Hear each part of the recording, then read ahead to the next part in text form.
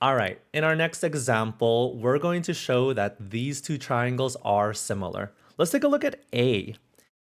Let's prove that triangle ABE is similar to triangle ACD.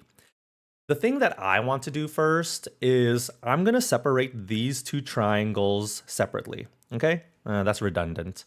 Okay, so let's draw out triangle ABE. Well, triangle ABE will look something maybe like this. This is ABE, and angle B is 52 degrees. And then what is the other triangle we're trying to compare it with? Triangle ADC. So this is ADC. And angle C over here is also 52 degrees. Oh, wow.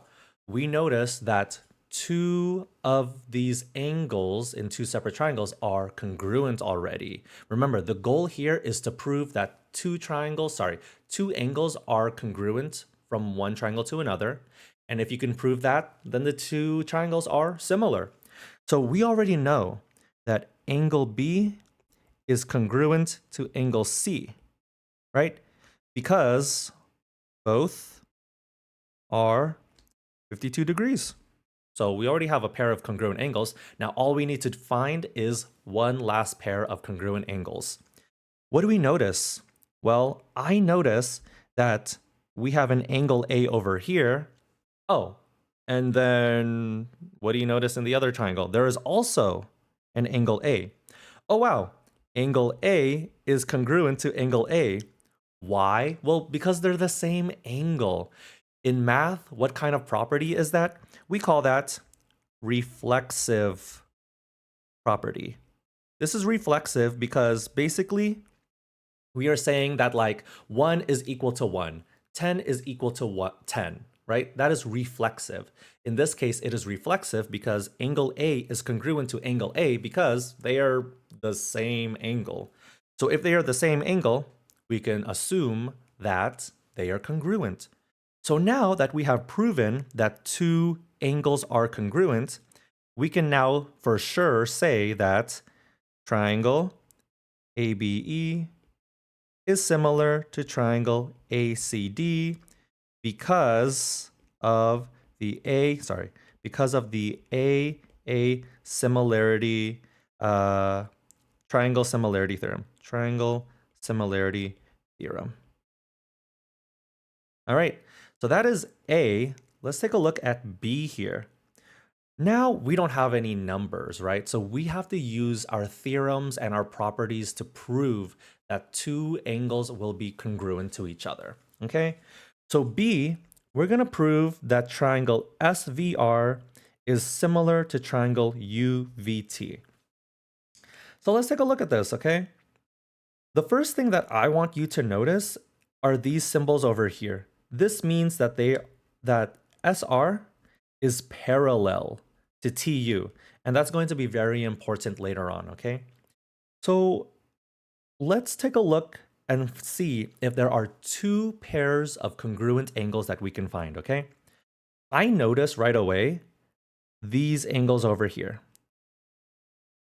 Angle SVR and angle, let's have it be corresponding. S will be corresponding to U, V will be corresponding to V, and then R will be corresponding to T. Okay, so these angles that I have highlighted over here, these are actually going to be congruent. Angle SVR is congruent to angle UVT, and the reasoning behind this is because this is something that we're going to call vertical angles. When you have angles that kind of cross like this, the angles that are opposite of each other, like this, or even like this, will be congruent to each other. We call those vertical angles. So we have just proven a pair of congruent angles. Now all we need to find is one more pair of congruent angles. And that's where these parallel lines come into play, okay? Since these lines are parallel, and it's being cut by a transversal over here, then we can say that angle T will be congruent to angle R. Alternatively, angle S is also congruent to angle U. And the reason being is because, so let me write down the statement first. So let's just choose one of these. I'm going to choose angle S. Sorry. Yeah, let's do angle S. Angle S will be congruent to angle U. We call this alternate interior angles. And alternate interior angles will always be congruent.